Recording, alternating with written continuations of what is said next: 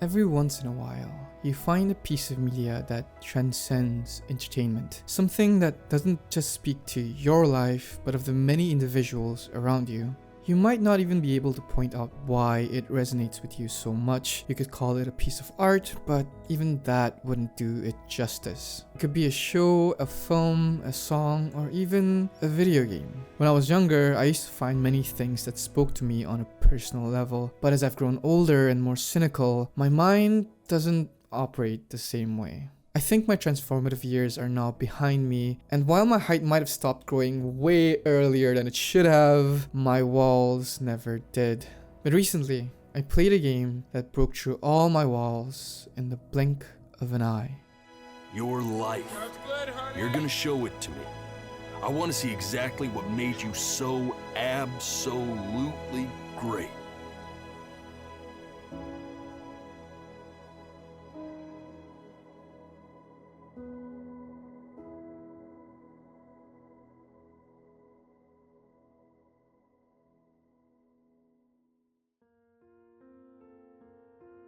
Before I start talking about this game, I will let you know that I won't spoil the major story beats in this video, and I think that you should experience that story on your own. It's only an hour long and isn't really that expensive. I will talk about the major themes of this game, but it might be better if you watch this video after you've played it or maybe watch the game.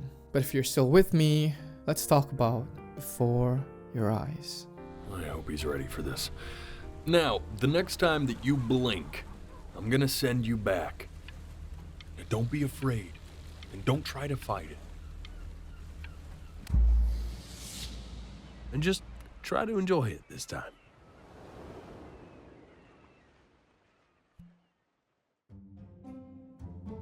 Just a moment ago, I talked about growing older. And that matters because the older I grow, the less new experiences I have with media.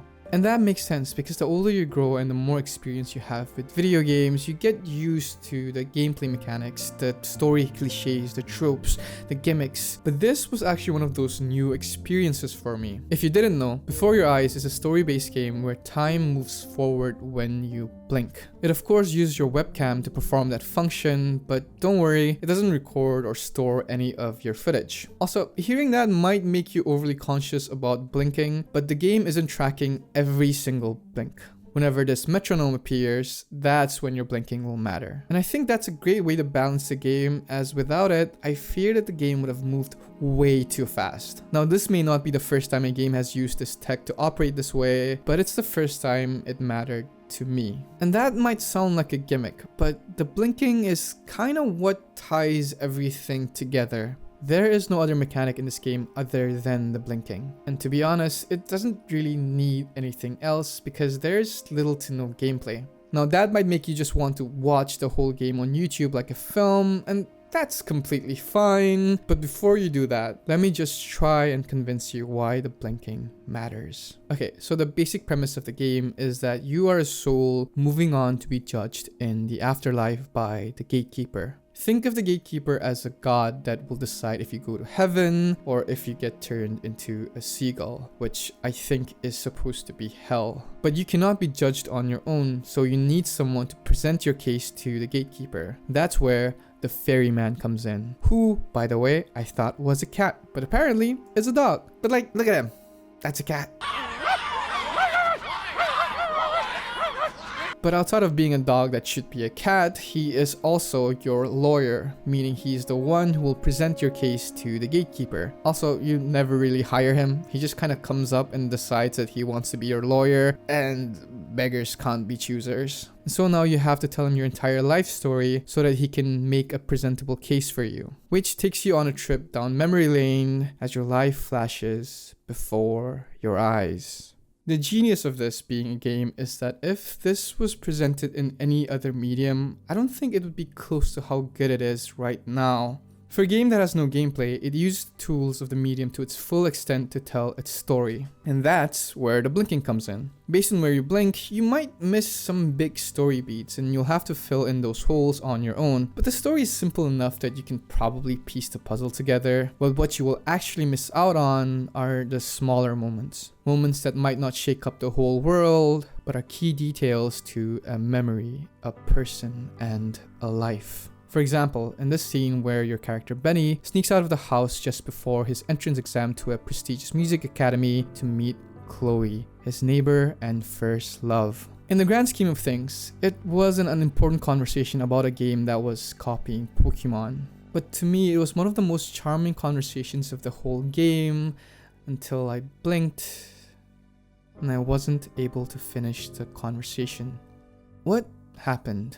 Did I confess? Did she confess? Did she tell me not to leave for the academy? Were we going to make another plan to play games together? All those possibilities, but I'll never know because of one blink. Sure, that doesn't change the course of Benny's life, and neither did any of my childhood crushes, but it's funny that I remember those crushes that happened almost 2 decades ago. Yeah, I don't remember any of the details. I don't know why I liked them and how it even started, or if I even talked to them, and if anyone else mentions those crushes, it makes me want to end it all. But when I personally remember that period, that puppy love, I feel a warmth in my heart. Much like how Benny will when he grows older. And that's the magic of the blink. Not only does it turn this into an experience unique to you, because now you've experienced a story differently than another person who blinked at a different time, but it also emulates that feeling of looking back on your own life. None of my childhood memories are full. I can always think of moments, but never really finish them, and I'm not sure which events took place first. And sometimes I question if those events really did happen. Like, I'm sure I was part of the Dragon Clan and killed an evil god at the age of 5, but did I really pee my pants in front of everyone on my 3rd birthday? I don't know.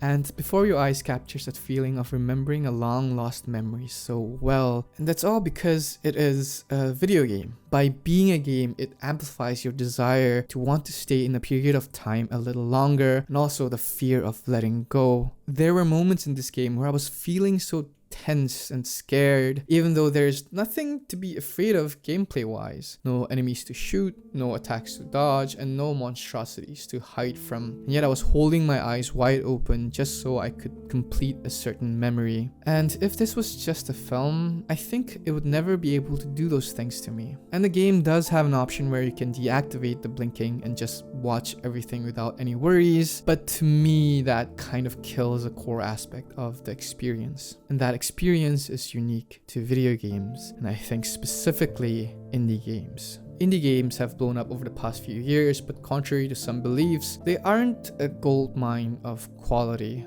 Most indie games are straight up bad, unplayable, or are college projects made by one student 2 days before submission. I would know that because I've been that student. But the reason why indie games steal the hearts of so many people is because when they are good, they are an unforgettable experience in a way that AAA games can never be. I don't know how to describe that indie feeling outside of the word personal.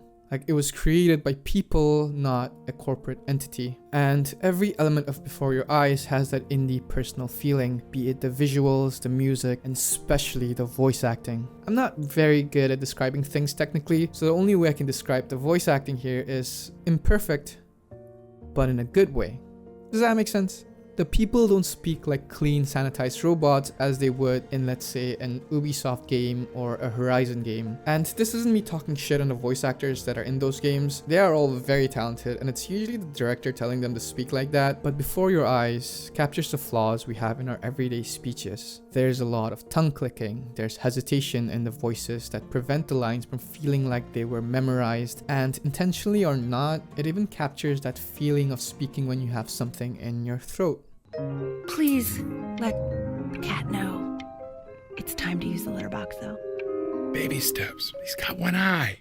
Even the mix has this airy, warm quality to it that makes the characters sound like actual people. This personal touch of the game makes sense when you find out that the 3 project leads were childhood friends and brought not just their skills to the table but also their personalities. This game started out as a student project in 2014 and was called Close Your Eyes, and went through multiple iterations and finally released in 2021 as Before Your Eyes, about 7 years since the conception of the idea. And if you watched their interviews, you can tell that there were a lot of struggles and frustrations in between those years, but I think taking the time to slowly build everything was the best thing that happened to it. You can see the growth of the people behind it as you go through the game, and without that growth, I don't think it would have successfully told the story they wanted to tell, because there's a level of maturity needed to tackle the subjects in this game.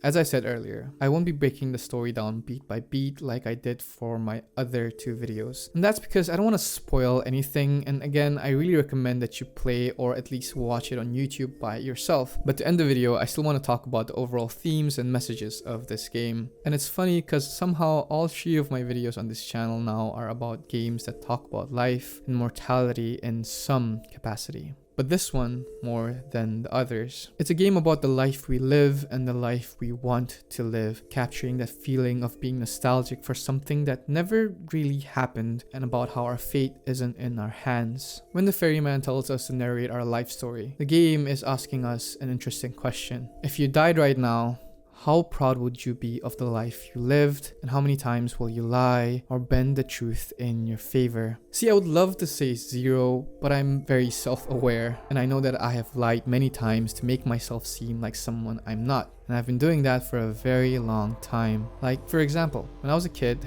during summer vacations, a lot of my friends would go on family trips. They would take a lot of pictures, come back, and share amazing stories about their adventures. My family could not afford such trips until much later in life. So I would make up stories about my own adventures because I didn't want to feel left out. And the thing is, lying about those things came so naturally to me because thinking about the things I wanted to do on a trip was all I did during my summer vacation outside of playing video games and watching One Piece. But then the funniest thing would happen when I was lying to my friends. It would make me feel even more left out. The more I thought about those fake memories, the sadder I would get. The more I would feel like life was unfair because I thought I deserved the trip to Japan like my friend. We were in the same class. We both had middling grades and we were both terrible at Call of Duty, so we were basically the same person. So why did he get to go to Japan and I was still stuck in a Call of Duty lobby where apparently everyone had slept with my mother? I think that feeling of being left out and wanting to do greater things isn't unique. It's ingrained into the human psyche, and that's why the advertisement industry is so big. Our FOMO and insecurities are weaponized against us to tell us how shitty our life is and how buying this one thing could change everything. But Before Your Eyes uses that familiar feeling we can all relate to and use it as a way to tell a simple yet touching story. And the underlying message isn't that our lives can be fixed by buying something, but that our lives are worth something even if you don't have a Ferrari, even if you aren't a billionaire or a successful artist somewhere in New York. It's not about how you shouldn't strive for greatness, but about how you should sometimes stop and look at the things around you and appreciate yourself. In an age where 13-year-olds are becoming millionaires because they did the funny thing on TikTok, I think it's important to let yourself know that you are worth it. Maybe you don't have fame and fortune, and maybe you aren't living the life that you thought you would be living when you were 10 years old, but you are more than enough. You are amazing the way you are. And accepting yourself and expecting more from yourself might seem like a contradiction, but so what? Contradict yourself. Because you are large and you contain multitudes. It's an extremely positive message told by taking power away from the players by making them feel like slaves to the blink, because you will blink. It is inevitable, like the passage of time. And through those messages and questions, the game makes you look into your own life and the lives of others around you, and that is how Before Your Eyes breaks you.